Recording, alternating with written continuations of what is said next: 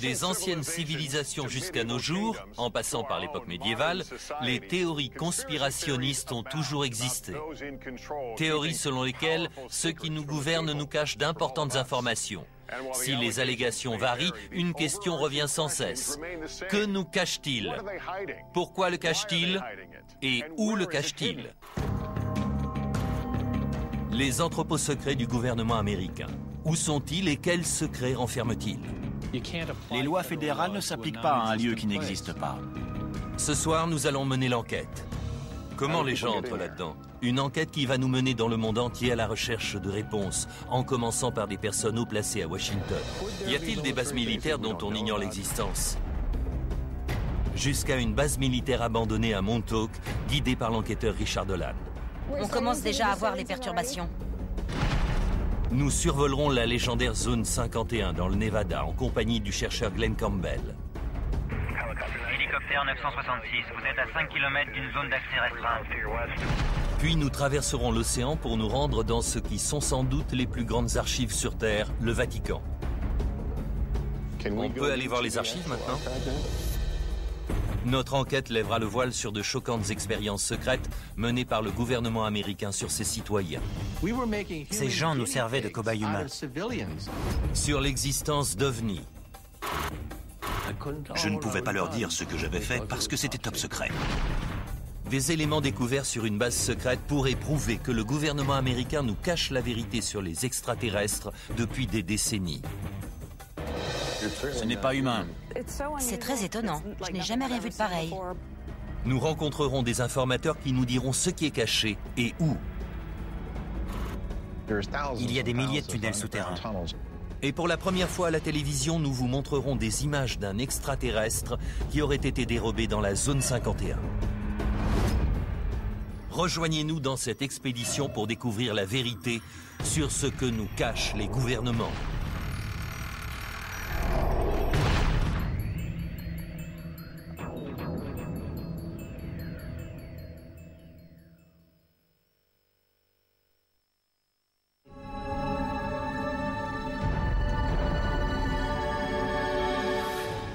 Les secrets du gouvernement.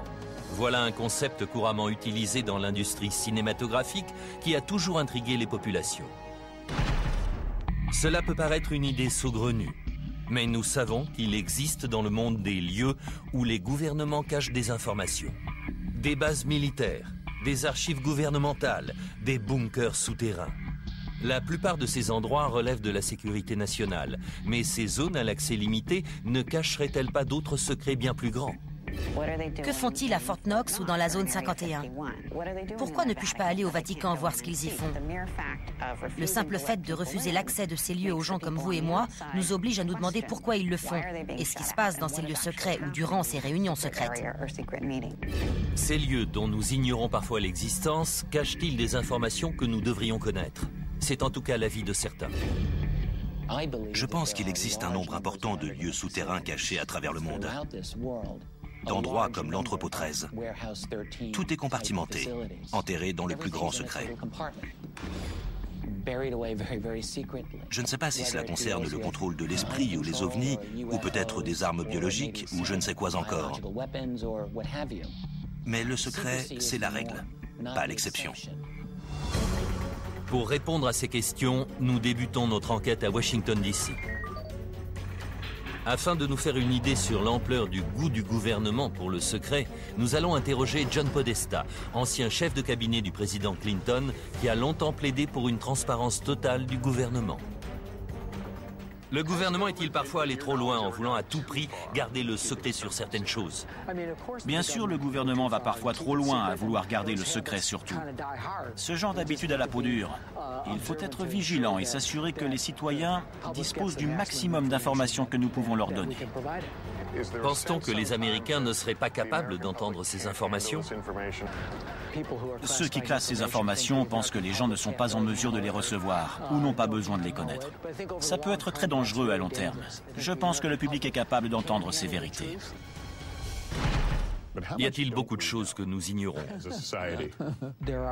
Certaines opérations délicates sont gardées secrètes. Leur succès en dépend. Cela dit, on se sert beaucoup de ce prétexte, alors qu'il ne s'agit pas toujours de questions de sécurité. Parfois, c'est aussi parce que, si les gens étaient au courant, ils ne voudraient pas que le gouvernement agisse de la sorte en son nom. Une des plus grosses sources de spéculation porte sur l'existence de dossiers classés secret défense sur les ovnis. Pourquoi les États-Unis ne sont-ils pas plus ouverts, plus honnêtes au sujet des ovnis, confirmant ou infirmant leur existence? C'est vrai, c'est une question que je me pose souvent. Y a-t-il vraiment là-bas quelque chose que les Américains ne doivent pas connaître? Avec le recul, peut-être que ce qu'ils faisaient là-bas à l'époque nous paraîtrait un peu idiot aujourd'hui. Mais les gens ont le droit de savoir. Alors que le gouvernement américain s'entête à cacher les documents sur les ovnis dans des entrepôts secrets, d'autres pays, eux, ont décidé de tout révéler. En 2008, le Royaume-Uni a décidé de déclassifier ses dossiers sur les ovnis. Et pour la première fois, des témoins, dont certains membres de l'armée américaine, ont pu raconter leur histoire. Je ne pouvais pas leur dire ce que j'avais fait, parce que c'était top secret. Milton Torres était pilote de chasse dans l'armée américaine. En 1957, alors qu'il est stationné au Royaume-Uni, une étrange mission lui est confiée. Ils m'ont dit qu'il s'agissait d'une mission d'assaut. Puis ils ont dit, c'est un objet volant non identifié. On veut que tu l'abattes.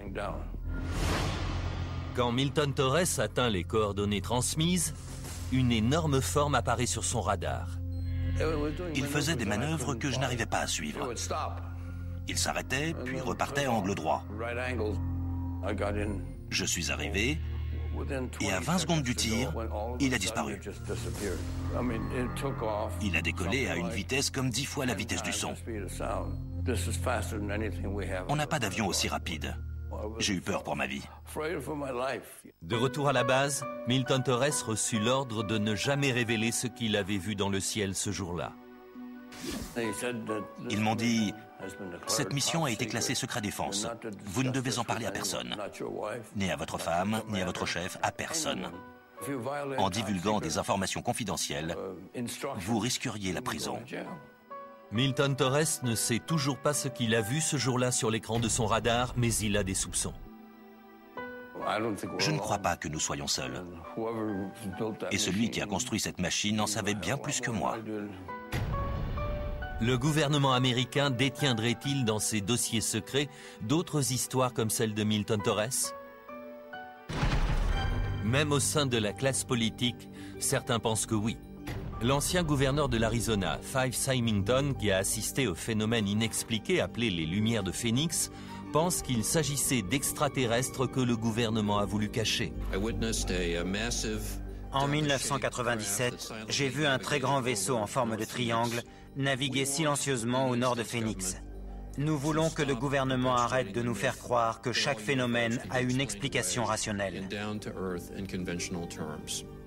Nous avons droit à une plus grande transparence et je pense que le gouvernement se doit d'enquêter sur ce genre de faits. Le député de l'Ohio, Denis Kucinich, affirme lui aussi qu'il a vu un ovni. Monsieur Kucinich, avez-vous vu un ovni?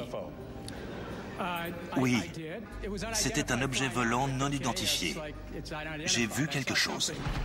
Le gouvernement aurait-il des informations sur des technologies extraterrestres qu'il nous cacherait?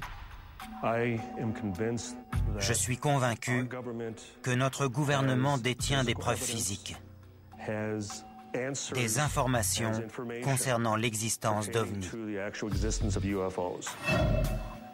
Beaucoup pensent que si le gouvernement est bel et bien en possession de telles informations, c'est ici qu'elles sont cachées, sous terre, dans cette base aérienne retirée du Nevada, plus communément appelée la Zone 51. La base est aussi bien gardée que mystérieuse. Elle n'était même pas reconnue par le gouvernement avant 1994. Et encore aujourd'hui, il est difficile de savoir qui supervise cette base. Nous avons envoyé une demande d'accès par écrit, mais les semaines ont passé et nous n'avions toujours pas de réponse. Nous avons donc décidé de téléphoner. Nous avons fait une demande officielle pour filmer les locaux gouvernementaux de Groom Lake, c'est-à-dire la zone 51. Ça me semble important de pouvoir avoir accès à une telle base et savoir pour quel type de programme l'argent du contribuable est utilisé. Merci beaucoup. Au revoir. Il m'a dit qu'il voulait bien étudier notre demande. En attendant notre réponse, nous concentrons nos recherches sur un autre lieu empreint de tradition, le Camp Hero, dans le parc de Montauk, près de New York. L'enquêteur et écrivain Richard Dolan s'y rend pour effectuer des recherches sur des expériences secrètes menées par le gouvernement dans des locaux souterrains qui portaient sur le contrôle de l'esprit, le voyage dans le temps et la téléportation. J'essaie de trouver des éléments qui prouveraient qu'il y a eu ici d'importantes activités souterraines. Si l'on en trouve, cela nous servirait de tremplin pour continuer notre enquête. De 1942 à 1982, Camp Hero était une base militaire dans laquelle on surveillait les avions ou les sous-marins ennemis. Mais d'après Stewart Swerdlow, cette base a eu aussi une fonction plus obscure. Il prétend en effet que de 1970 à 1983, il a servi de cobaye dans le cadre d'un programme gouvernemental qu'il appelle le projet Montauk. Ça a d'abord commencé comme un projet portant sur le contrôle mental, la programmation et la manipulation génétique et l'armement ésotérique. Une partie du projet Montauk incluait le voyage dans le temps, ou la création de passages dimensionnels d'un point à un autre. Stewart Swerdlow affirme que lui et des milliers d'autres personnes ont été enlevées dans la rue ou chez eux, puis conduites dans un bâtiment souterrain à Camp Hero. En surface, la base de Montauk avait l'air abandonnée. Mais en dessous, il y avait 9 niveaux souterrains.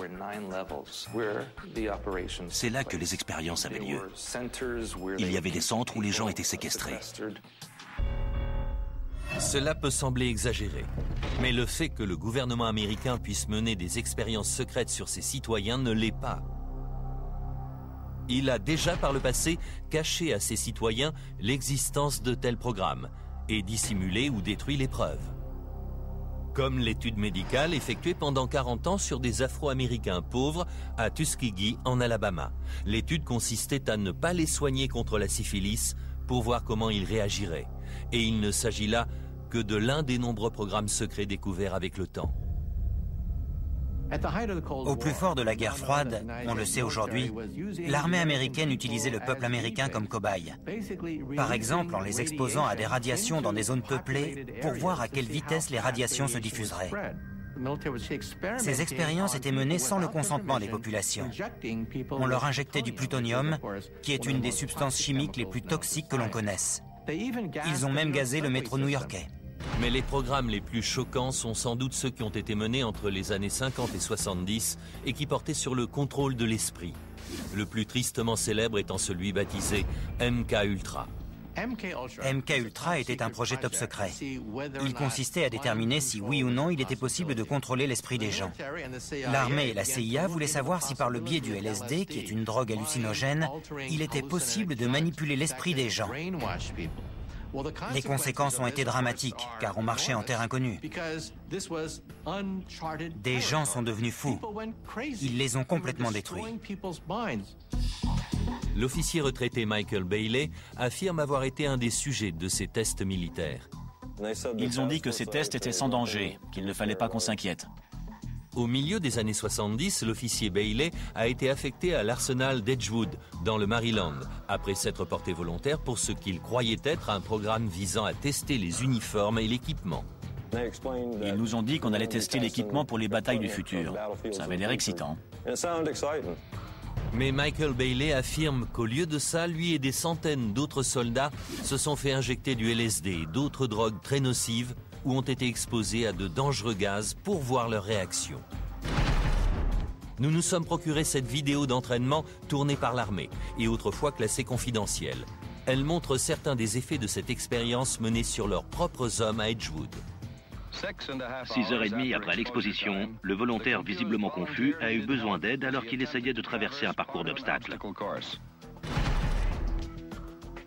Les perturbations mentales et les hallucinations sont flagrantes. Aujourd'hui, l'officier Bailey estime que le gouvernement l'a trahi. On faisait confiance au gouvernement et à l'armée, mais ce n'était qu'un ramassis de mensonges. Beaucoup de gens ont souffert à Edgewood. Plus d'une centaine d'expériences de la sorte ont été menées dans des bases militaires, des hôpitaux, et même dans des universités réputées comme Princeton ou Harvard. Le but de ces expériences était de créer le parfait soldat, ce qui, en d'autres termes, pourrait être décrit comme la parfaite machine à tuer. Mais ces programmes ont eu des conséquences désastreuses. Il y a eu un nombre important de suicides et de suicides ratés. Un homme à qui on avait injecté du LSD a essayé de se donner la mort dans son jardin devant ses enfants. Il était, comme on dit vulgairement, en pleine hallucination. La vérité sur le projet MK-Ultra n'a été révélée qu'au milieu des années 70. Le chef de la CIA de l'époque avait ordonné qu'on détruise tous les documents confidentiels sur le sujet. Mais une dizaine de cartons contenant les rapports financiers ont été oubliés et une petite partie de ce sombre secret fut découverte. Ce qu'il ne faut pas oublier au sujet de MK-Ultra, c'est que nous n'avons que très peu d'infos sur les détails du programme, parce que la plupart de ces dossiers ont été détruits. Nous ne connaissons pas le nombre exact de personnes qui ont participé malgré eux à ce projet. Certains avancent même que des victimes de MK-Ultra pourraient avoir changé le cours de l'histoire. L'assassin de Robert F. Kennedy, Sirhan Sirhan, a longtemps été soupçonné d'avoir été l'une des victimes de ces expériences de contrôle de l'esprit. Il est intéressant de noter qu'un des étudiants qui a participé à ces expériences menées à Harvard est le Unabomber. Si de telles expériences ont eu lieu sans qu'on en ait eu connaissance, serait-il alors possible que le projet Montauk soit lui aussi un programme gouvernemental resté jusqu'ici secret? Nous avons appris l'existence de MK-Ultra par accident.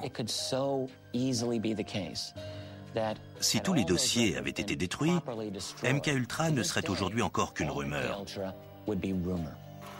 Quand je pense à ça par rapport au projet Montauk, je me dis que si Montauk n'est aujourd'hui qu'une rumeur, c'est peut-être parce que les types chargés de la sécurité ont fait un meilleur boulot que pour MK-Ultra.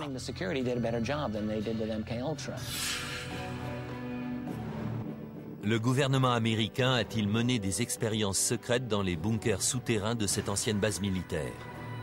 C'est ce que Richard Dolan espère pouvoir prouver. Si ce qu'on dit au sujet du projet Montauk est vrai, ça changera tout sur ce qu'on croit savoir sur ce monde. Et je dois dire que si vous voulez monter un programme secret, Montauk est l'endroit rêvé pour le faire. Et ce, pour plein de raisons. C'est très isolé. Cela ne me paraît pas impossible qu'il y ait eu des activités étranges dans ces sous-sols. La base étant devenue un parc national, nous avons demandé aux responsables du parc l'autorisation d'accéder aux zones souterraines. Leur réponse a été qu'ils n'étaient pas au courant de l'existence de tunnels à Campiro. Mais Richard Dolan a entendu une autre version. On m'a dit qu'il y avait des constructions intéressantes dans cette zone. J'ai lu qu'il y avait des tunnels. Je voudrais voir quelque chose. Ce qu'il va découvrir nous fera peut-être changer d'avis sur le projet Montauk. Qu'est-ce que c'est que ça? Attendez. Qu'est-ce que c'est?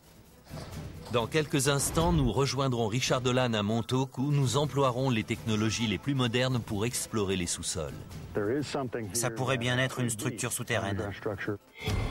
Ensuite, nous examinerons certains éléments qui pourraient apporter la preuve que l'armée américaine nous cache l'existence d'une vie extraterrestre depuis des années. Est-ce la preuve qu'on attendait tous? Mais d'abord, c'est à Rome que nous nous rendons pour tenter de franchir les portes du Vatican afin de visiter l'un des lieux les plus mystérieux du monde, les archives secrètes du Vatican. Personne ne sait exactement ce que renferment les archives du Vatican. C'est tellement grand. Tout ceci quand Secret Défense revient.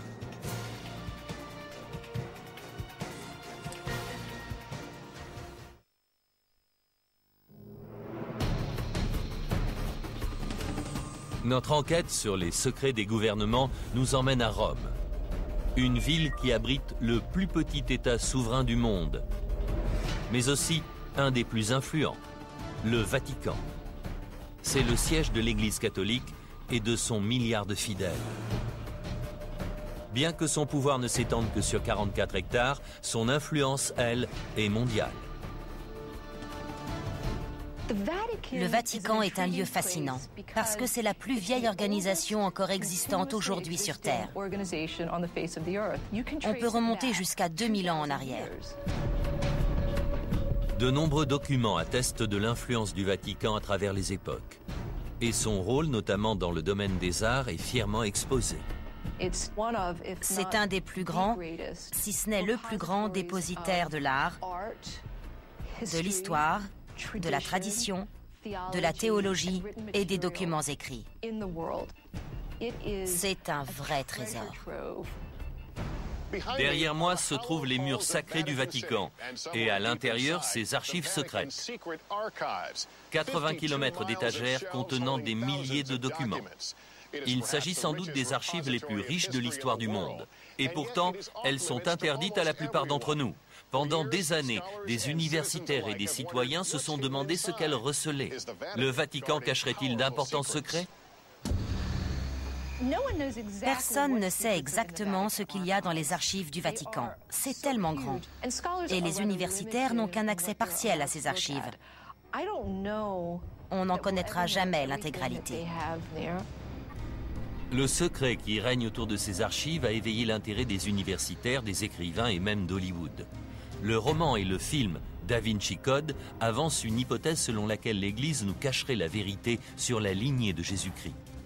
Dans le film Angers Démon, un ancien document conservé au Vatican va permettre de contrecarrer les plans d'une société secrète appelée les Illuminati qui voulait se venger du Vatican. Par ici, s'il vous plaît. Dans le film, les archives sont un vaste complexe hypermoderne et ultra sécurisé renfermant des millions de documents. La salle est un coffre-fort hermétique. On maintient un taux d'oxygène le plus bas possible. Les archives secrètes du Vatican ressemblent-elles à celles du film? Et ces archives pourraient-elles renfermer des documents contenant des informations explosives que l'Église voudrait cacher? Comme des prophéties sur l'Apocalypse, des preuves d'une éventuelle descendance de Jésus, d'exorcisme ou de société secrète. Des révélations qui seraient susceptibles de changer notre vision de l'Église, mais aussi et surtout celle de l'histoire. D'après de récentes découvertes, tout porte à le croire.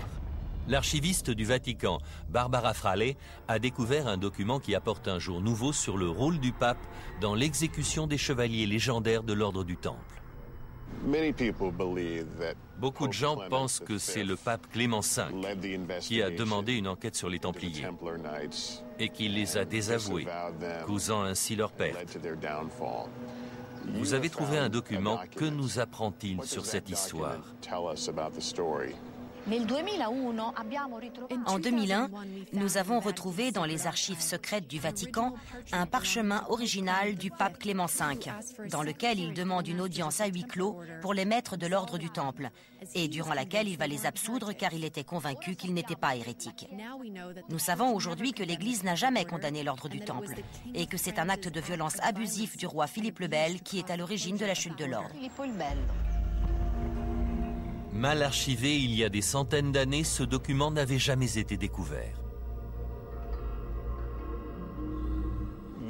Mais se peut-il alors qu'il existe des documents dans ces archives concernant des événements importants de l'histoire qui n'aient pas encore été trouvés? Il y a encore des millions de documents à découvrir dans les archives secrètes du Vatican. Quel genre de documents le Vatican peut-il alors nous cacher, intentionnellement ou non? À en croire les rumeurs les plus fréquentes, le Vatican nous cacherait des informations importantes concernant les prophéties sur la fin du monde, comme le fameux troisième secret de Fatima. Il s'agit d'une des prophéties les plus connues de la religion catholique. La prophétie veut qu'en 1917, la Vierge Marie soit apparue plusieurs fois devant 3 enfants de la ville de Fatima, au Portugal, site aujourd'hui visité chaque année par des milliers de fidèles. Pendant ces visites, la Vierge Marie leur aurait fait 3 révélations sur l'avenir du monde, mais le Vatican n'en révéla que 2. Le premier secret est une vision de l'enfer. Le deuxième secret était en rapport avec la fin de la Première Guerre mondiale et le début d'une autre grande guerre peu de temps après, si la Russie ne se convertissait pas au catholicisme. Mais le troisième secret n'a pas été révélé. Et beaucoup, comme le spécialiste de Fatima, Christopher Ferrara, se sont demandé ce qu'il pouvait bien être. En 1960, pour des raisons inconnues, le Vatican a fait savoir que le secret allait être placé sous scellé pour l'éternité. Mais le 26 juin 2000, devant la pression grandissante, le Vatican a finalement cédé et dévoilé la vision. L'annonce de cette révélation a été reprise par la presse du monde entier. Pendant des années, les gens ont spéculé sur ce troisième secret, pensant qu'il s'agissait d'une prophétie sur la fin du monde. Aujourd'hui, devant un demi-million de fidèles, le Vatican a révélé ce secret.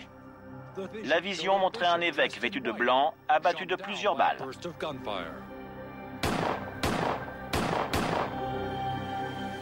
Si l'on en croit le Vatican, la prophétie du troisième secret a été réalisée le 13 mai 1981, quand le pape, l'homme en blanc de la vision, a été victime d'un attentat ici, sur la place Saint-Pierre, alors qu'il saluait ses fidèles depuis son véhicule.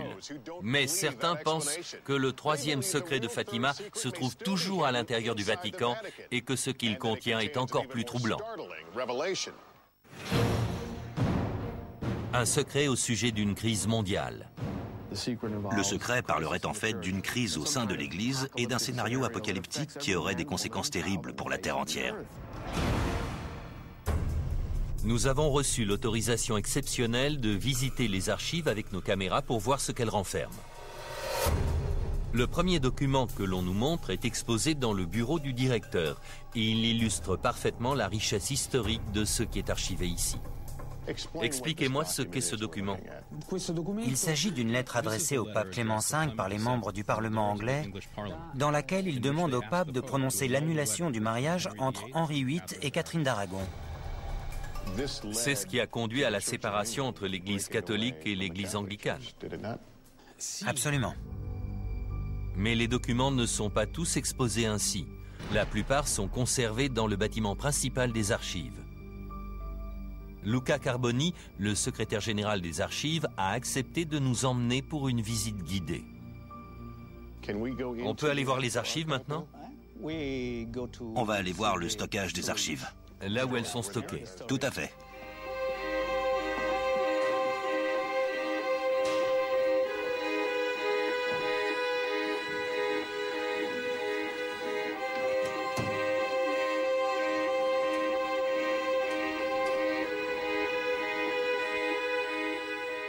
En arrivant dans le bâtiment principal, on est immédiatement saisi par le nombre impressionnant de documents qui s'y trouvent.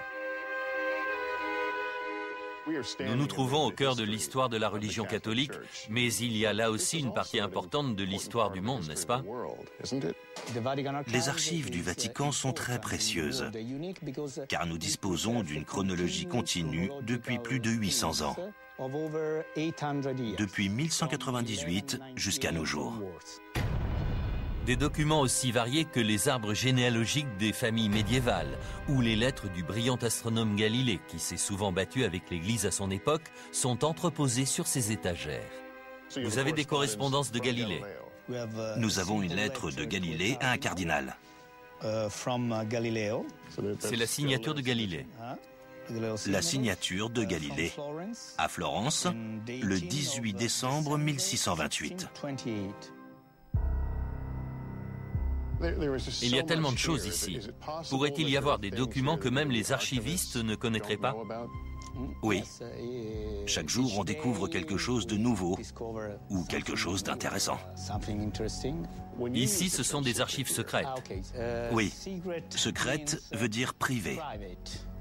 Ça ne veut pas dire qu'il y a des choses que personne ne peut voir? Non, non, c'est seulement privé. Privé, mais interdit d'accès, sauf pour 1 millier de chercheurs sélectionnés chaque année par le Vatican. Il n'est pas difficile d'imaginer comment certains documents peuvent être noyés dans cette immense collection, soit accidentellement, soit intentionnellement. Y a-t-il des documents sur les secrets de Fatima?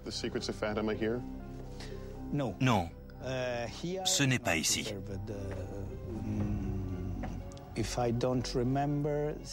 Si je me souviens bien, ce n'est pas ici. Où sont gardés ces documents? Le Vatican dispose-t-il d'autres salles d'archivage? Même à l'intérieur de ce bâtiment, certaines pièces sont interdites aux visiteurs, comme la salle des parchemins qui renferme certains documents très anciens et très importants. Les universitaires et les chercheurs peuvent venir ici. Non, non, seulement le personnel du Vatican. Tous les parchemins sont ici? Nous gardons 50 000 parchemins dans cette salle, sur 2 étages. L'air est différent, c'est climatisé ici? Oui, l'air est purifié ici. Et qu'est-ce qu'il y a là? Ce sont les fameux jugements des Templiers. Des rouleaux de parchemin de 3 mètres. On peut les voir? Non, c'est fermé. Ces archives secrètes sont sans aucun doute un lieu unique, mais le Vatican ne nous a apporté aucune preuve confirmant ou infirmant les rumeurs sur la présence de documents secrets dans ces locaux. Nous nous rendons donc à Montauk, dans l'État de New York, à la recherche d'indices sur d'éventuelles expériences souterraines menées sur le contrôle mental et le voyage dans le temps. Puis nous irons enquêter dans les bases militaires les mieux gardées du pays pour tenter de retrouver des rapports secrets qui apporteraient la preuve de l'existence d'extraterrestres. Tout ceci dans Secret Défense.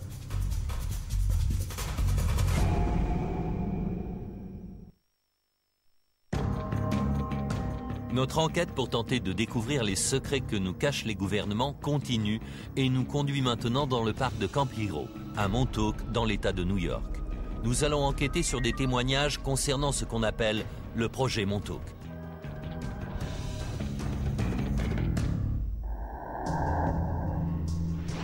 D'après ces témoignages, le radar qui se trouve derrière moi fut un jour l'épicentre des dangereuses expériences de manipulation de l'esprit du projet Montauk. Il y aurait également sous l'antenne 9 niveaux souterrains qui auraient accueilli une technologie qui permettait de transporter les gens dans le temps et dans l'espace. Mais ces locaux existent-ils réellement? Le gouvernement affirme qu'il n'y a aucune structure souterraine à Montauk. Bien sûr, il faut garder en tête que les États-Unis ont forcément quelque part des bureaux souterrains qu'ils souhaitent garder secrets. L'écrivain et enquêteur Richard Dolan a accepté de nous accompagner à Camp Hero pour vérifier ces allégations. Comment savoir s'il y a vraiment quelque chose? S'il est impossible de vérifier l'exactitude des témoignages, on peut quand même jeter un œil au sous-sol, avec un radar à pénétration de sol. Cela nous permettra de savoir enfin s'il y a quelque chose ou pas là-dessous. Au moins confirmer certaines parties de l'histoire. Stuart Swerdlow affirme que lui et des milliers d'autres hommes ont été enfermés ici pour être programmés ou manipulés mentalement. J'ai été le sujet de nombreuses expériences, d'interrogatoires ou d'endoctrinement. J'ai servi pour une expérience sur le voyage dans le temps. Pour mener à bien ces expériences, Stuart Swerdlow affirme que le gouvernement le séquestrait dans des bâtiments situés juste en dessous du radar. D'après lui, l'infrastructure comprenait 9 niveaux et dans ces salles se trouvait un étrange objet appelé la chaise Montauk. Ça ressemblait à une chaise de dentiste. Il y avait des écouteurs qu'on devait mettre sur la tête. Et il y avait d'énormes ordinateurs. Et le médium s'asseyait dans la chaise et transmettait ses pensées électromagnétiquement via la chaise pour qu'elles soient amplifiées et stockées dans l'ordinateur pour être ensuite transmises. Mais le contrôle mental n'était pas le seul concept étudié à Montauk. Selon Stuart Swerdlow, il faisait aussi des études sur le voyage dans le temps et la téléportation, à l'aide d'une technologie bien étrange. C'était comme un immense miroir. Et il était doté d'une technologie qui permettait de créer des fréquences vibratoires qui pouvaient relier des points dans l'espace et dans le temps. Et on pouvait littéralement traverser ce miroir. C'est comme ça qu'il transportait des gens de Montauk. Si Stuart Swerdlow dit vrai, notre vision du monde serait changée à jamais. Jusqu'à présent, le voyage dans le temps et la téléportation sont des concepts qui n'ont été explorés que dans le cinéma, dans des films comme l'Expérience Philadelphia ou Retour vers le futur par exemple. Mais est-il possible que ce genre d'expérience comme la téléportation et le voyage dans le temps ait lieu à Camp Hero? Nous avons interrogé l'armée sur l'existence de telles expériences et sur la présence de souterrains dans cette base. Après avoir parlé à de nombreuses personnes dans de nombreux départements, la réponse de l'armée n'est toujours pas claire. Mais selon Michio Kaku, physicien théoricien, les technologies actuelles ne permettent pas le voyage dans le temps ni la téléportation. Les témoignages au sujet du projet Montauk parlent de téléportation, de voyage dans le temps. Mais soyons clairs, l'armée américaine, la plus puissante armée du monde, ne dispose pas de suffisamment d'énergie pour transformer l'espace et le temps en unités de vitesse. Mais nous savons que le gouvernement a déjà conduit des expériences sur des Américains à leur insu, et particulièrement sur le contrôle mental. Nous nous sommes donc équipés de la dernière technologie pour nous aider à déterminer s'il y a quelque chose dans ce sous-sol. Jamie Harmon et Dan Welch sont des spécialistes des radars à pénétration de sol. La technologie dont ils disposent devrait permettre de détecter toute anomalie souterraine. C'est un radar de sol. Dites-moi exactement ce que vous pouvez faire avec. Cette boîte orange là qui est reliée à ça, ce sont les ondes radar qui descendent dans le sol. Si elles rencontrent quelque chose, une matière différente comme de la pierre ou du métal, nous aurons une réflexion qui remontera à la surface. Donc s'il y a un tunnel par exemple, on le verra clairement sur l'écran. Oui, il faut savoir interpréter les images, mais ce sera sur l'écran. Aujourd'hui, la zone autour du radar est fermée au public par des clôtures, apparemment pour des raisons de sécurité à cause de risques de chute de débris. Mais Stuart Swerdlow a une autre version. Si cet endroit est clôturé, c'est parce qu'en dessous, il y a la partie principale de la base Montauk. Ils ne veulent pas qu'on pénètre à l'intérieur. L'entrée est verrouillée. Mais le parc nous a donné l'autorisation exceptionnelle d'entrer dans la zone entourant le radar, en nous recommandant de ne pas approcher trop près de l'antenne. Le signal est relativement fort. Nous n'avons pas beaucoup de temps. Aussi, nous décidons de nous séparer en deux équipes. Richard Dolan va examiner la zone au compteur Geiger pour détecter d'éventuelles traces de radioactivité autour du radar. Il indique juste en dessous de 10. C'est très bas. Ne trouvant rien d'anormal, il part explorer la zone dans l'espoir de trouver d'éventuelles entrées à la base souterraine. De son côté, l'équipe radar sonde la zone autour de l'antenne. Et dès le début, les signaux que nous recevons sont surprenants. On commence déjà à voir les perturbations. Ça correspond aux anomalies qu'on s'attendait à trouver. Donc ça commence ici. Oui, et les signaux sont puissants. Il doit y avoir 3 mètres de profondeur. Là, c'est la surface. Donc on voit nettement que ça commence ici. Oui. Pendant ce temps, Richard Dolan ratisse les bois entourant le radar. D'après Stuart Swerdlow, il existe dans cette zone tout un réseau de tunnels souterrains. Dans l'ancienne base, on peut voir que des espèces de bouches d'égout ont été construites un peu partout. D'après l'armée, il s'agit du système d'égout ou de l'évacuation de l'eau. Mais en fait, ce sont des trappes pour s'échapper de la base souterraine. Voici une des nombreuses trappes qu'il y a dans cette zone. Elle est remplie d'eau. Il y a une bouche remplie d'eau et une échelle qui descend.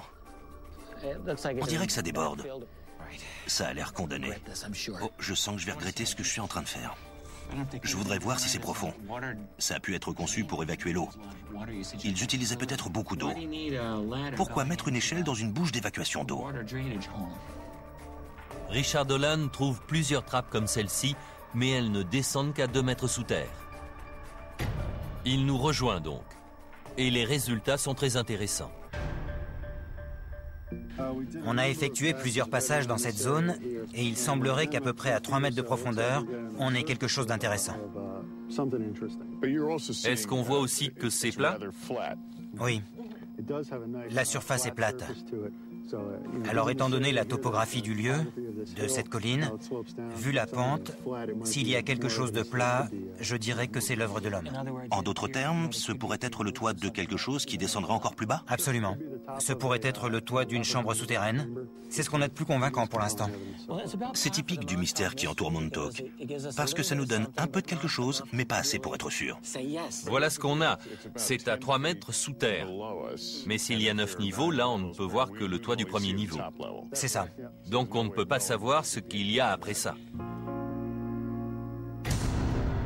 Ce que le radar a découvert est peut-être la première étape qui permettra un jour de savoir s'il y a quelque chose dans ce sous-sol.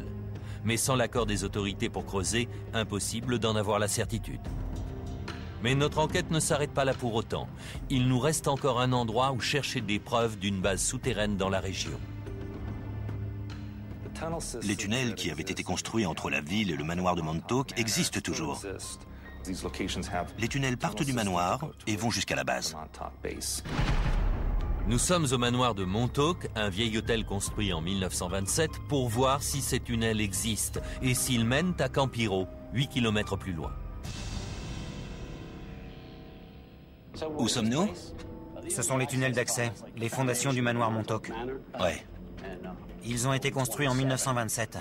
Ces tunnels vont assez loin. Jimmy Hackett travaille au manoir et il explore ces tunnels depuis des années. Vous êtes allé jusqu'au bout? Une bonne partie, oui. Mais il reste encore une portion inexplorée où je ne suis pas allé. Avez-vous déjà visité Camp Hero? Oui, on y allait souvent quand on était petit, quand c'était encore une base militaire en activité. Il y avait, je ne sais pas comment ça s'appelle, mais c'était comme des tunnels.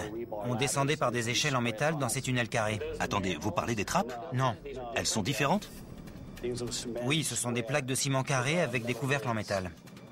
Elles ont été scellées depuis? Oui, elles ont été bouchées depuis. Mais il y a bien des tunnels sous Camp Hero. Oui. Nous commençons notre visite des tunnels. Rapidement, ils deviennent plus bas, plus étroits et quasi impraticables. Et l'on n'en voit pas le bout. Passons par là. Par là, attention à la tête. Ouais.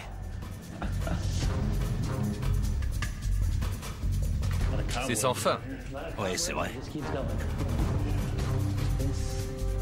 À droite. Oh non. Ça ne s'arrête jamais. Venez voir ça. Nous arrivons à un point où il devient impossible de passer à deux. Il est parti voir jusqu'où va le tunnel. Je n'arrive pas à croire qu'il soit si long.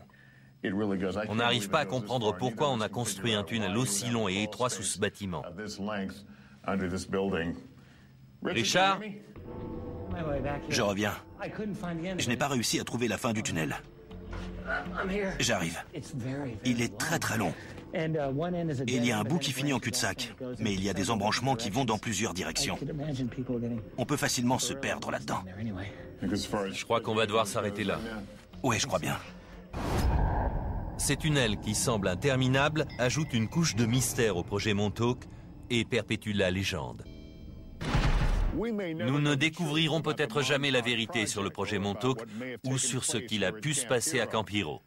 Mais ce que nous avons appris en revanche, c'est que les bases militaires sont l'endroit idéal pour cacher des projets classés secret défense. Et c'est exactement là où nous nous rendons maintenant, dans deux des bases militaires les plus sécurisées du pays. Notre première étape sera la base aérienne de Wright-Patterson dans l'Ohio. Les indices que nous y trouverons peut-être pourraient apporter la preuve une fois pour toutes que la base a été impliquée dans la dissimulation d'extraterrestres. Il m'a dit, oublie ce que tu as vu. Oublie que tu as travaillé ici. N'en parle jamais. Puis nous prendrons de la hauteur afin de nous rapprocher le plus possible de la zone 51, là où la technologie et la vie extraterrestre seraient gardées au secret loin des regards. Tout ceci dans Secret Défense.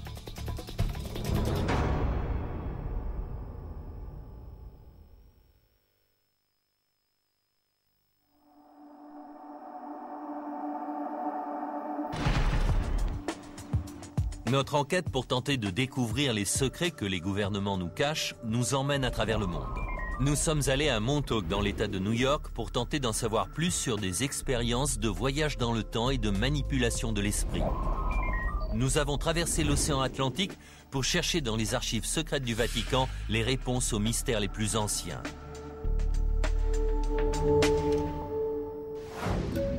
Pour compléter notre enquête, nous nous rendons à Washington dans l'espoir d'obtenir les réponses et les autorisations que nous attendons toujours. Nous avons fait la demande par fax il y a 4 semaines et on n'a eu aucune réponse. On souhaiterait vraiment visiter la base.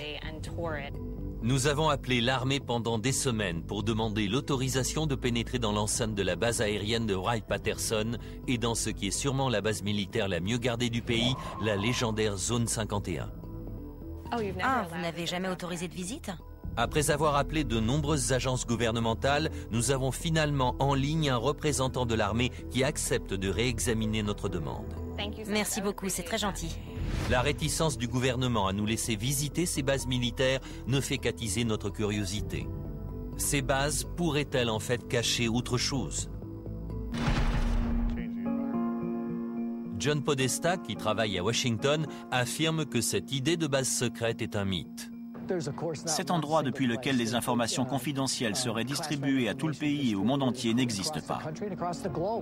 Y a-t-il des bases militaires dont on ignore l'existence? Des bases souterraines secrètes? Eh bien, si elles sont secrètes, comment peut-on les connaître? Les responsables de la base Wright-Patterson ont décliné notre demande d'interview. Mais nous avons pu parler avec le député Michael Turner, qui représente le district de Dayton, Ohio, là où la base est située. La base aérienne de Wright-Patterson est la plus grande base du monde. Plus de 20 000 personnes y travaillent, la plupart dans la recherche et le développement. Elle a travaillé sur tous les avions de l'armée, depuis celle des frères Wright jusqu'à l'avion furtif.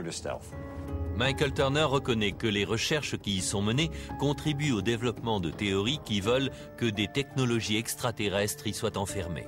Vous avez une base de 3000 hectares et seulement 10 avions. On y fait essentiellement de la recherche, mais c'est un terrain fertile pour les spéculations. Des spéculations en partie alimentées par le rôle de la base de Wright-Patterson dans le célèbre incident de Roswell en 1947. Le gouvernement a donné au moins 4 versions officielles différentes sur ce qui s'est écrasé ce jour-là dans le désert du Nouveau-Mexique. Si les théories diffèrent, certains faits sont indiscutables. Une note du FBI datée du 8 juillet 1947 indique que l'épave de ce qui semble être une soucoupe volante a été transportée par avion dans le plus grand secret jusqu'à la base Wright pour examen. Après l'incident de Roswell, la base de Wright-Patterson a accueilli un programme gouvernemental portant sur l'étude des ovnis appelé Blue Book. Je pense que les gens qui s'intéressaient aux ovnis se sont tournés vers l'armée pour avoir plus d'informations sur ce qu'il avait pu se passer, plutôt que de se tourner vers des gens qui avaient vu ou pensaient avoir vu quelque chose. L'armée a enquêté sur plus de 12 600 cas d'apparition d'ovnis. 700 d'entre eux étaient encore inexpliqués quand le gouvernement a fermé le programme en 1969.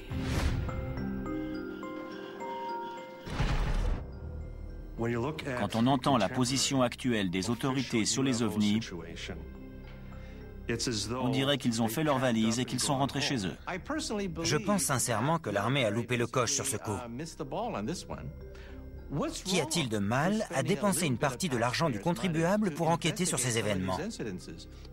On trouverait peut-être quelque chose d'intéressant. Où est le mal à ça? Chaque galaxie contient à peu près 1 milliard d'étoiles. C'est à devenir fou. Et penser qu'on est les seuls, c'est complètement stupide.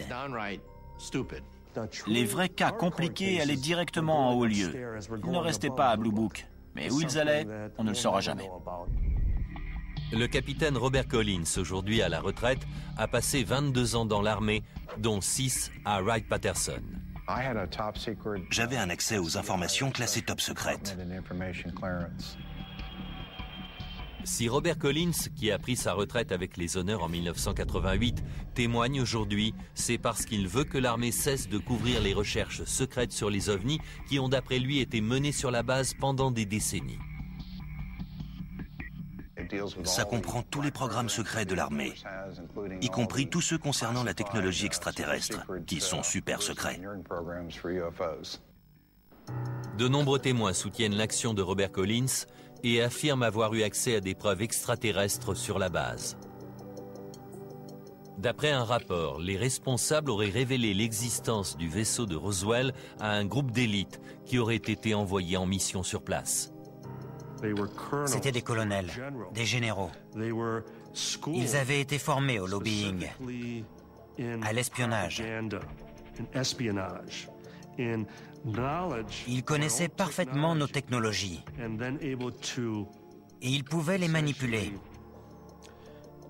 les retourner pour couvrir des missions à l'étranger. Parmi eux se trouvait le lieutenant-colonel Marion Magruder.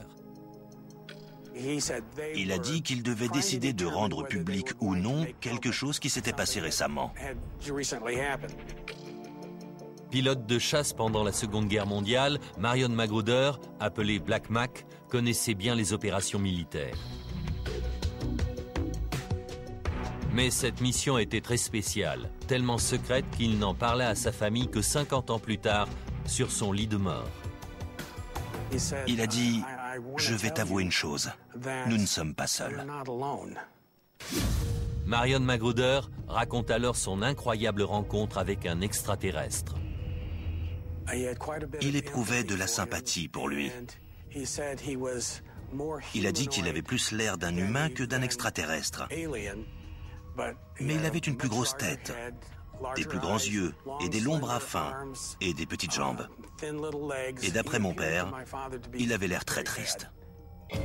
Marion Magruder garda cette rencontre secrète jusqu'à ses derniers jours.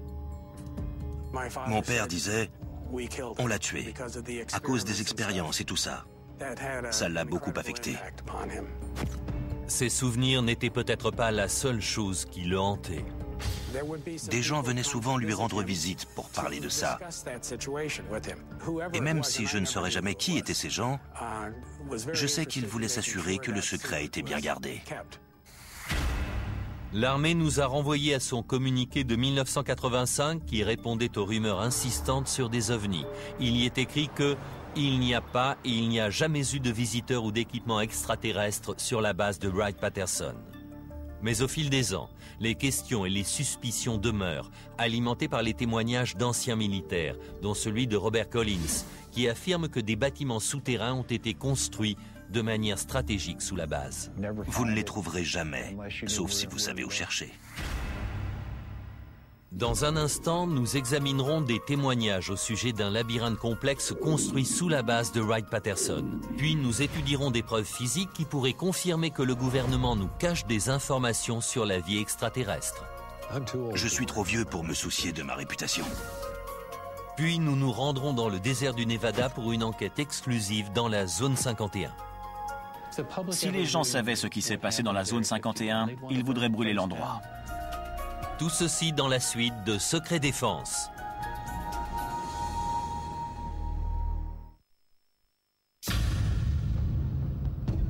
Notre enquête nous a conduits sur la base de Wright-Patterson à Dayton dans l'Ohio pour tenter d'y découvrir ce que le gouvernement pouvait y cacher.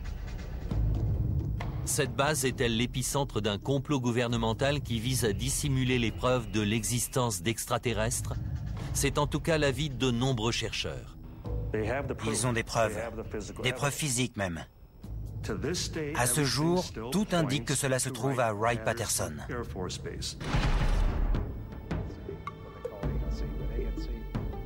D'après l'ancien capitaine de l'armée de l'air Robert Collins, ces plans du génie civil montrent les entrées d'un vaste complexe souterrain composé de tunnels et de chambres fortes. En croisant les données qu'il a accumulées en 25 ans de recherche avec les informations qui lui ont été transmises par une source anonyme, Robert Collins décrit ce qui d'après lui se trouve sous terre. Tous ces tunnels et ces chambres fortes sont complètement indépendants de la base Wright-Patterson. Ils sont à 20 mètres sous terre. Puis il y a une couche de roches calcaires de 3 à 5 mètres d'épaisseur. Donc ça descend jusqu'à presque 25 mètres.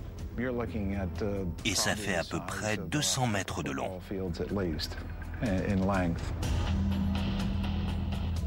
Il y a en gros 4 chambres fortes, de 30 mètres carrés chacune. Il y a de la moquette dans les tunnels et vous pourriez les traverser en pick-up. Mais pour lui, le plus remarquable, ce n'est pas cette base souterraine en elle-même, mais ce que l'armée y a caché et y cache peut-être encore. Dans ces chambres fortes étaient entreposés les corps des aliens. Il y avait tout le matériel cryogénique nécessaire pour conserver ces corps. Il y avait des tables d'examen et du matériel pour effectuer des tests biologiques. L'armée de l'air a refusé que nous interrogions un des responsables de la base, mais le député Michael Turner nous a confirmé qu'il y avait en effet de nombreuses informations classées secret défense sur le site militaire et qu'il y avait une bonne raison à cela. La plupart des activités de la base sont classées secret défense, car elles ont besoin d'être protégées. Ce sont des projets en cours de développement, des recherches sur des aptitudes pour l'avenir, ou même comment on voit nos adversaires potentiels. Un communiqué qui nous a été fourni par l'armée précise qu'au moins une étape dans le développement de quasiment tous les avions de l'armée de l'air américaine a eu lieu à la base de Wright-Patterson.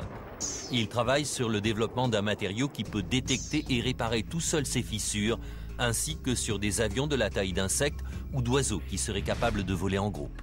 À ce jour, Carl Day reste un des seuls journalistes qui ait été autorisé à enquêter sur les ovnis dans l'enceinte de la base militaire. Beaucoup de questions restent sans réponse. Ce soir, nous allons essayer de faire le tri entre fiction et réalité. Ils m'ont dit, venez voir si vous trouvez quelque chose. C'était sur invitation de l'armée de l'air. Carl Day connaît les rumeurs sur les souterrains et demande donc à être escorté au niveau le plus bas du bâtiment 620. Le tunnel que j'ai emprunté n'était sûrement pas assez grand pour y rouler en camion. Il fallait se baisser parce que le tunnel était très bas. Il n'a pas trouvé de tunnel caché, mais ce qu'il va découvrir est encore plus troublant. C'était une petite mandibule, la mâchoire inférieure de quelque chose. Durant son reportage, Carl Day fait la rencontre d'un technicien dentaire d'un hôpital militaire situé à 25 km de la base qui affirme qu'il a travaillé sur une étrange empreinte de mandibule provenant de la base. À l'époque, l'homme a si peur de raconter son histoire qu'il préfère rester anonyme. Je n'avais jamais rien vu de tel chez l'humain ou chez l'animal. Jamais. Aujourd'hui âgé de 81 ans, John Musgrove parle à visage découvert pour la première fois. Il ne me reste plus beaucoup d'années à vivre. Et si j'ai envie de parler de cette affaire aujourd'hui, c'est parce que je ne pense pas que le gouvernement dise un jour « Les extraterrestres existent. Ils sont venus sur Terre. » Musgrove explique qu'en 1979, 2 hommes en uniforme de la base de Wright-Patterson sont venus à l'hôpital pour obtenir le moulage d'une empreinte dentaire. Il n'y avait ni salive, ni sang, juste l'os. J'ai tout de suite compris qu'il s'agissait de quelque chose d'anormal. Je me suis dit, qu'est-ce que c'est que ça? Quand il termine le moulage, son patron lui ordonne de ne jamais parler de ce qu'il a vu. Il a levé la main comme ça, en tenant l'empreinte, m'a regardé, l'a broyé et l'a jeté dans la poubelle. Ensuite, il m'a dit « Oublie ce que tu as vu. Oublie que tu as travaillé ici. N'en parle jamais. » Le moulage est cassé. Mais John Musgrove va récupérer les morceaux et les recoller afin de pouvoir en faire une réplique. Convaincu qu'il s'agit de la mâchoire d'un squelette détenu à Wright-Patterson, John Musgrove en donne une copie à Carl Day pour qu'il enquête. Mais parmi les personnes à qui Carl Day montrera cette empreinte, aucune n'est en mesure d'en identifier l'origine. Je ne voulais pas qu'il arrive quoi que ce soit à cette empreinte, on ne sait jamais. Alors je l'ai mise dans un coffre-fort. Et c'est moi qui ai la clé. Carl Day accepte de retirer la mandibule de son coffre-fort. C'est celui-là. C'est la première fois qu'elle est montrée à la télévision. J'aimerais vraiment savoir s'il s'agit bien d'une mâchoire d'extraterrestre. La tête devait vraiment être très petite. 30 ans après le moulage de l'empreinte, le mystère reste intact. Serait-ce la preuve irréfutable qu'on attendait tous?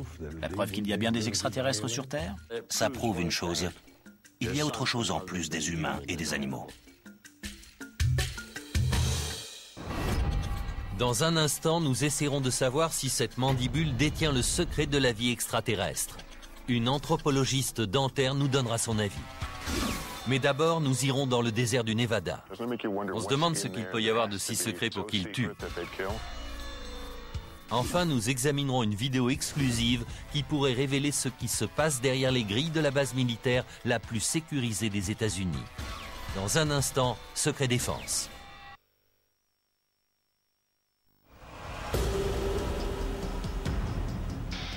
Notre enquête nous dirige vers l'une des bases militaires les plus mystérieuses. La fameuse Zone 51. C'est ce qu'on appelle une base noire, c'est-à-dire qu'elle a été conçue de façon à ce que son existence puisse être déniée. On ne peut même pas approcher la base tellement elle est surveillée. C'est donc très difficile de savoir ce que le gouvernement y fait. Le secret qui entoure la Zone 51 a rendu la base tellement célèbre qu'elle est décrite dans de nombreux films, comme Independence Day par exemple. Dans le film, la Zone 51 est dépeinte comme un immense laboratoire de recherche sur les ovnis, grouillant de soucoupes volantes et de corps d'extraterrestres. Après de nombreuses démarches pour obtenir un droit d'accès à la base, notre demande est rejetée. Je peux vous demander la raison de ce refus? L'armée de l'air a publié un communiqué expliquant que la base était utilisée à des fins d'entraînement et d'expérimentation pour des opérations cruciales pour l'efficacité des forces militaires américaines et pour la sécurité du pays. Et que certaines activités et opérations passées et présentes sont confidentielles et ne peuvent être discutées. Nous décidons néanmoins de prendre la route pour tenter d'obtenir le maximum d'informations possibles sans avoir à enfreindre la loi. Je suis dans le désert du Nevada, à 2 heures au nord de Las Vegas, et je me dirige vers la fameuse Zone 51, un lieu qui renferme peut-être les secrets militaires les plus importants du pays. Les spéculations vont bon train quant à l'utilisation de cette base. Comme le montre le tourisme local, la plupart de ces rumeurs tournent autour de programmes menés sur des extraterrestres, des témoignages d'entrepôts souterrains. Il y a pas mal d'activités souterraines ici. Certains affirment que des scientifiques y travaillent sur la rétroconception de vaisseaux extraterrestres. Ça avait des centaines de milliers d'années d'avance sur notre technologie. Et le plus troublant, des preuves confirmeraient que les extraterrestres existent et qu'ils auraient été détenus dans la base. Autant d'allégations que nous allons tenter de vérifier durant notre enquête.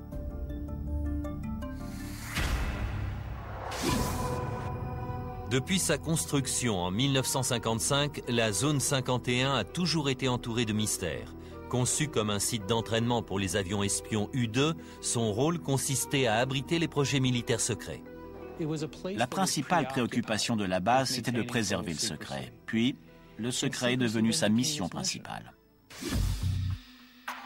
Ce lieu, isolé dans le désert, appelé 51 sur cette carte des années 50, semble être l'endroit idéal pour une base noire.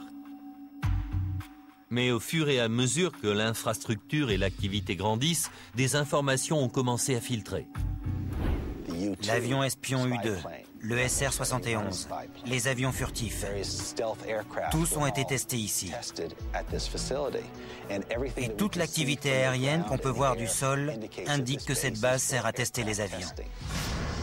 Bien que des opérations militaires de grande envergure aient lieu sur le site, le gouvernement refuse d'admettre son existence. À l'époque de sa construction, et aujourd'hui encore, le spécialiste et guide de la Zone 51, Glenn Campbell, étudie la base depuis le début des années 90. C'était comme aller au spectacle. On prenait sa voiture et on allait voir la base secrète qui n'existait pas. J'ai rendez-vous avec Glenn Campbell. J'ai rencontré Glenn pour la première fois il y a 16 ans, quand je suis venu ici même pour essayer de trouver des réponses sur la Zone 51. Dans ce reportage de 1994, nous n'avions eu qu'à nous rendre en haut d'une colline pour voir la totalité de la base. Depuis ce point de vue, on peut admirer une série de bâtiments ordinaires. Aujourd'hui, l'armée a étendu son contrôle sur tout le terrain entourant la base. Avoir un bon aperçu semble donc plus compliqué. Alors qu'est-ce qu'on va voir ? On va pas pouvoir voir grand-chose en restant au sol. Vous avez apporté des photos satellites. L'imagerie satellite est bien meilleure aujourd'hui. Certaines photos sont incroyables. Regardez les pistes d'atterrissage là. C'est avec ces photos qu'on voit le mieux. Oui, les mesures de sécurité qui entourent cet endroit font partie du mystère. Ça attise les curiosités et ça nourrit les théories du complot. Oui, la sécurité est élevée ici. Regardez autour, c'est un bon endroit pour se cacher, non? C'est un sacré bon endroit. C'est à la fin des années 80 que la zone 51 a commencé à attirer l'attention du public quand un physicien nommé Bob Lazar a fait des révélations explosives. Il prétend à l'époque qu'il a travaillé sur un projet top secret de rétroconception sur un vaisseau extraterrestre. Il m'a dit, John, j'y étais, je l'ai touché, c'était réel, c'était E.T. Ça ne pouvait pas venir de chez nous. Bob Lazar a refusé de nous recevoir pour une interview, mais il nous a renvoyés vers son ami John Lear, un pilote de ligne à la retraite qui a autrefois effectué des vols pour la CIA. C'est moi qui ai révélé l'existence de la zone 51. John Lear a poussé Bob Lazar à faire une interview télévisée pour lever le voile sur ses activités secrètes. Il m'a dit, ok, tant que je reste dans l'ombre. L'interview a eu lieu chez John Lear et il l'a filmée sur cette vidéo. C'est Bob et sa femme. Dans son interview, Bob Lazar affirme avoir travaillé sur les soucoupes volantes dans un complexe secret appelé S4, si secret qu'il est camouflé dans une montagne au sud de la zone 51. John Lear nous explique ce que Bob Lazar lui a décrit. S4 est une base souterraine. Ça ressemble à une montagne, mais en fait, il y a des portes de hangar qui coulissent vers le haut pour s'ouvrir. On dirait qu'une partie de la montagne est en train de s'ouvrir. Ça mène à un laboratoire, et il y avait toute une série de hangars.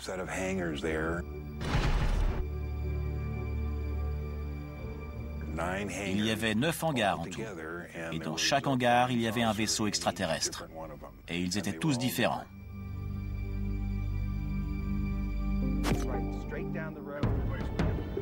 Si tout cela est vrai, se pourrait-il que le gouvernement utilise la zone 51 comme une zone de stockage pour la technologie extraterrestre? Quel que soit le type de secret enfermé dans la zone 51, il est clair que les visiteurs n'y sont pas les bienvenus. On ne peut pas aller plus loin que ça. La première chose que je remarque, c'est qu'il n'y a pas de clôture, juste ces deux panneaux. À première vue, le système de sécurité ne paraît pas impressionnant. Mais les différents niveaux de sécurité apparaissent rapidement. Je vois qu'il y a des trépieds sur la colline. Ils nous observent? Ce sont des caméras. Ils nous regardent. Ils surveillent la route, là. Impossible de passer en douce. Et si on passe au travers, il y a nos amis là-haut. En effet. Dans le 4x4. Ils sont là 24 heures sur 24. Des capteurs sensoriels au sol, des caméras et un service de sécurité privé en permanence. Mais la meilleure protection de la zone 51 reste certainement le désert. En arrivant ici, je m'attendais à voir des barbelés de 5 mètres de hauteur. Il n'y a rien de tout ça, juste quelques piquets. Ces piquets sont les seuls témoins que la loi du Nevada vous oblige à avoir pour délimiter un territoire. Ils n'ont pas besoin de clôture ici. Ils ont 20 km de désert autour d'eux pour protéger la base. Le panneau est classique, danger propriété privée. Jusqu'à ce qu'on arrive en bas, l'usage de la force à des fins mortelles est autorisé. On se demande ce qu'il peut y avoir de si secret pour qu'ils tuent.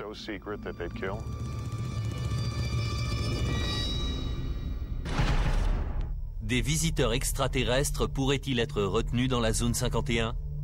Cette vidéo, diffusée pour la première fois à la télévision, montrerait un extraterrestre qui serait détenu dans la base. Il est apparemment observé par des militaires derrière une cloison en verre. L'homme qui a divulgué cette vidéo se fait appeler Victor. Il refuse de révéler sa vraie identité par peur de représailles. Selon lui, cette vidéo a été dérobée à un moment où du matériel provenant de la base était converti de l'analogique au numérique. Dans cette interview de 1996, sa voix a été modifiée. À peu près 2 fois par mois, il l'installait pour des sessions qui duraient de 3 à 5 heures. L'extraterrestre serait arrivé sur Terre en 1989 et aurait subi de nombreux interrogatoires. Dans cette session, l'extraterrestre serait angoissé. Le médecin recherche une éventuelle hémorragie dans les yeux et les narines. Victor pense que l'extraterrestre est mort au milieu des années 90. Nous ne disposons d'aucun moyen pour vérifier l'authenticité de cette vidéo, mais nous la soumettons à un expert en effets spéciaux à Los Angeles pour évaluer sa plausibilité. En attendant, nous sillonnons la montagne à la recherche du moindre signe indiquant la présence d'une structure dans la zone. Il faut bien rester près des piquets oranges. Je les vois même plus. Regardez. Mais on sait qu'ils sont sur notre droite. La nuit tombe sur le désert et les piquets oranges sont nos seuls guides. Un seul pas de l'autre côté de la frontière invisible et l'on pourrait se faire arrêter. Je vois un bâtiment. Oui. Là-bas, qu'est-ce que c'est? C'est le poste de contrôle. C'est l'entrée. Si vous vous aventurez sur cette route, dépassez les panneaux et arrivez à ce poste de contrôle, vous vous ferez immédiatement arrêter. Nous continuons notre ascension jusqu'au sommet. On ne peut pas aller plus loin. Je pense que c'est la fin de notre aventure ici, parce que je vois des militaires là-bas, camouflés comme vous dites. Oui, il est camouflé. On doit s'arrêter là? La frontière change après. La seule solution, c'est de survoler la zone de jour. Et là, on aura peut-être un aperçu de la zone 51. Mais il faut de la lumière. Et il faut un hélico. Oui. Dans un instant, nous allons survoler le désert du Nevada et approcher au plus près de la plus célèbre base militaire des États-Unis. Ils savent maintenant où on est? Affirmatif. La zone 51 est-elle le cœur d'une vaste opération de dissimulation d'extraterrestres? Renferme-t-elle des secrets terrestres bien plus dérangeants encore? Découvrir ce qui s'est passé, ce que les humains ont fait, c'est déjà assez terrifiant. Dans un instant, Secret Défense.